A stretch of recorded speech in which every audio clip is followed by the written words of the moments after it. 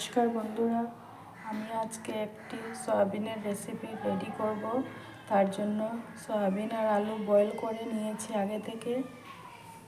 তার জন্য কী কী মশলা লাগবে: হলুদ গুঁড়ো, জিরে গুঁড়ো, ধনে গুঁড়ো, শুকনো লঙ্কা গুঁড়ো, আদা বাটা, গরম মশলা বাটা, নুন। আর ফোড়নে নিয়েছি গোটা শুকনো লঙ্কা, আস্ত জিরা, কালো জিরে। এখন একটি পাত্রে সব নিয়ে নেব। একটি পাত্রে সয়াবিন আর আলু নিয়ে নিয়েছি। এখন সব মশলাগুলো দিয়ে দেব। এখন আমি এইটাতে সর্ষের তেল দিয়ে দেব। সর্ষের তেল দেওয়া হয়ে গেছে। এখন আমি এইটাকে মেখে নেব। এইগুলো আমি মেখে নিয়েছি। এখন কড়াইতে তেল দিয়ে দিয়েছি। গরম তেলে আমি এই যে শুকনো লঙ্কা, গোটা শুকনো লঙ্কা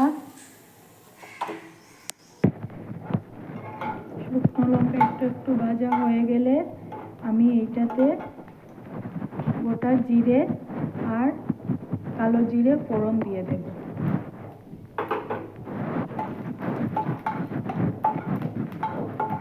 একটু নাড়াচাড়া করে এটার মধ্যে আমি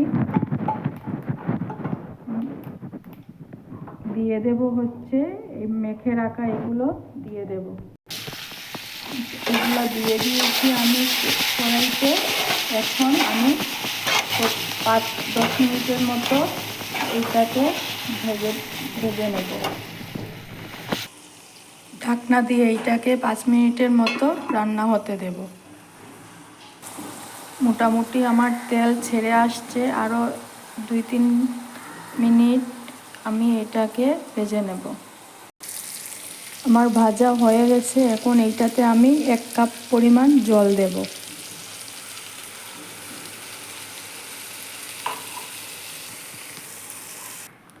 জল দিয়ে দিয়েছি। এখন আমি এটাকে 2-3 মিনিট হতে দেব।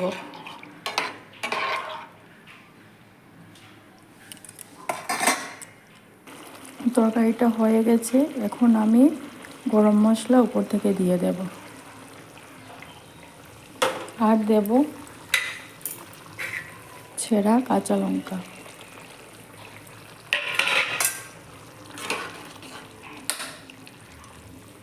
দিয়ে হতে দেব আরও 5 সেকেন্ডের মতো। আমি ঢাকনাটা খুলে দেব। আমার তরকারি অলমোস্ট ডান।